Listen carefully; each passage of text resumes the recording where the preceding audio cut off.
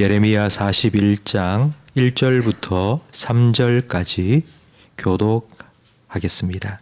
일곱째 달에 왕의 종친 엘리사마의 손자요 느다냐의 아들로서 왕의 장관인 이스마엘이 10사람과 함께 미스바로 가서 아히감의 아들 그다랴에게 이르러 미스바에서 함께 떡을 먹다가 느다냐의 아들 이스마엘과 그와 함께한 10사람이 일어나서 바벨론의 왕의 그 땅을 위임했던 사반의 손자 아히감의 아들 그다랴를 칼로 쳐 죽였고, 함께 읽습니다.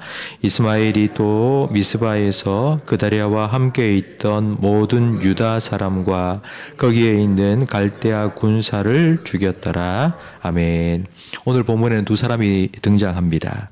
이스마엘과 그다랴라는 사람인데요. 1절 말씀에 보니 이스마엘은 왕의 친척이고 왕의 장관입니다. 그가 10사람을 데리고 미스바에 가서 그다랴라는 사람을 초대해서 함께 식사를 했습니다. 그렇다면 그다랴는 누구일까요? 2절 말씀에 이렇게 소개가 되어 있는데, 바벨론의 왕의 그 땅을, 바벨론이 예루살렘과 유다를 점령했으니 이제 그 예루살렘과 유다는 이스라엘 백성의 땅이 아니라 바벨론 왕의 땅이 되었습니다. 그 땅을 위임했던 사반의 손자 아히감의 아들 그다랴, 그러니까 바벨론 왕이 유다를 다스리도록 세운 유다의 총독이 그다랴입니다. 그다랴는 지혜로운 사람이어서 바벨론과 유다 사이에서 중재를 잘 했고, 또 자비로운 사람이어서 포로로 끌려가고 남아있는 유다 백성들을 아주 잘 보살폈습니다. 이스마엘이 그 그다랴를 식사에 초대를 해서 함께 밥을 먹다가 갑자기 그와 함께한 10명이 벌떡 일어나서는 칼을 빼어서 그다랴를 죽였습니다. 그러니까 유다 왕족 이스마엘이 유다 총독 그다랴를 암살한 것입니다. 왜 이렇게 했을까요? 이스마엘은 왕의 친척이며 왕의 장관입니다. 신분 출신으로 보거나 아니면 경력으로 보거나 누가 봐도 그다랴보다는 이스마엘이 훨씬 더 유다 총독에 합당한 사람이었습니다. 그런데 자기가 아니라 그다랴가 총독이 되니 몹시 기분이 나빴을 것입니다. 살다 보면 내 생각대로 안 되는 때가 있습니다. 그리고 내 마음에 안 드는 사람을 만날 때도 있습니다. 그렇다고 해서 이 그다랴처럼 사람을 죽이지는 않습니다.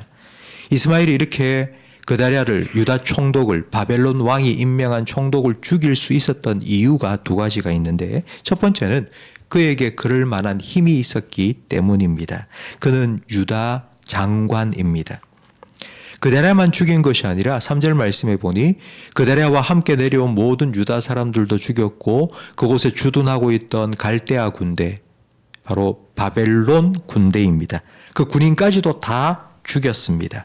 바로 이 장관으로서 힘을 사용한 것입니다. 그리고 두 번째, 이스마엘이 그다랴를 죽인 두 번째 이유는 하나님의 뜻을 깨닫지 못했기 때문입니다. 왕족인 이스마엘의 입장에서 보면 이방 민족의 침입으로 인해서 점령이 되고, 그리고 모든 왕자들이 죽임당하고 왕 시드기야가 두 눈이 뽑히고 포로처럼 질질 끌려간 그 일들이 얼마나 참담하고 또 굴욕적이었겠습니까? 그래서 총독이 세운 이 그다랴, 이놈을 죽이는 게 복수를 하는 길이다 라고 생각을 했을 것입니다. 그를 죽이는 것이 다윗 왕국을 회복하는 하나님의 뜻이라고 믿었을 것입니다. 그러니까 자기가 볼 때는 그다랴는 일제강점기에 친일파 같은 사람이었고, 그 사람을 죽인 자기는 애국 열사와 같다고 생각을 했을 것입니다. 많은 그건 자기 생각일 뿐입니다. 이스마엘은 하나님의 뜻을 받아들이지 않았습니다. 하나님께서는 예레미야 선지자를 통하여서 계속하여서 바벨론이 침략해 올 건데 항복해라, 항복하면 산다, 저항하면 죽는다, 유다가 멸망하는 건 하나님의 심판이고 징계다 말씀해 주셨습니다. 항복하면 바벨론의 포로로 끌려갔다가 70년 후에 다시 돌아오게 될 것이라고, 이게 하나님의 뜻이라고 말씀해 주셨는데도 이스마엘은 그 하나님의 약속의 말씀을 귓전으로 흘러 들었습니다. 그리고 자기 혼자 생각하기를, 그래, 유다 총독을 죽이는 게 다윗의 왕국을 회복하는 하나님의 뜻이라고 철석같이 믿고 행동했습니다. 이스마엘이 그다리아를 죽인 두 가지 이유, 힘이 있어서 그리고 하나님의 뜻을 몰라서, 이 두 가지인데 한 가지로 딱 말하자면 바로 하나님의 뜻을 몰랐기 때문입니다. 힘이 있다고 다 이런 죄를 짓는 것은 결코 아닙니다. 힘이 나쁜 것이 아닙니다. 힘이 필요합니다. 그런데 그 힘을 자기 마음대로, 자기 뜻대로 휘둘렀기 때문에 이런 일이 생긴 것입니다. 칼이 좋으면 칼집이 좋아야 됩니다. 칼이 좋으면 명금일수록 칼집이 좋아야 됩니다. 그 칼을 뽑을 때를 알아야 됩니다. 그렇지 않으면 자기도 다치고 남도 다칩니다.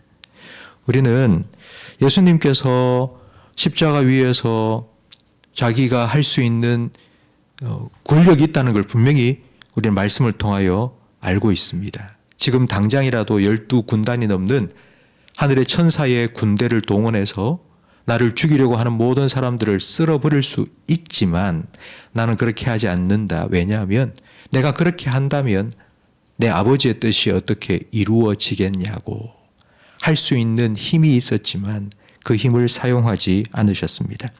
할 수 있다고 다 하면 재앙입니다. 힘 달라고 우리는 기도해야 됩니다. 하나님 돈도 주세요. 힘도 주세요. 우리는 기도해야 됩니다. 그런데 하나님께서 힘도 주시고 돈도 주셔야 되지만 그 전에 먼저 구해야 할 것이 있습니다. 그 주신 힘과 그 돈을 하나님 뜻대로 잘 사용할 수 있는 지혜를 달라고 기도해야 됩니다. 우리가 하나님께서 우리에게 맡겨주신 힘도 능력도 돈도 재물도 우리의 뜻대로 사용할 수 있습니다. 그러나 하나님께서 왜 이걸 나에게 맡겨주셨을까 생각하고 그걸 하나님 뜻대로 사용하면 예수님께서 우리에게 가르쳐 주신 것처럼 뜻이 하늘에서 이루어진 것처럼 우리가 살아가는 이 땅에서도 하나님의 뜻이 우리를 통해, 여러분을 통해 아름답게 이루어질 것입니다. 기도하겠습니다. 하나님 아버지 감사합니다. 오늘 우리에게 주신 말씀을 우리 모든 성도들이 마음에 새기게 하시고 뜻이 하늘에서 이루어진 것처럼 땅에서도 이루어질 수 있도록 날마다 하나님 앞에서 하나님의 뜻을 구하는 지혜를 얻는 우리 모든 성도들이 되게 해 주시옵소서. 우리에게 그 하나님의 뜻을 깨닫게 하실 뿐만 아니라 하나님의 뜻을 이루어 갈 수 있도록 지혜도 은혜도 물질도 허락하여 주시옵소서.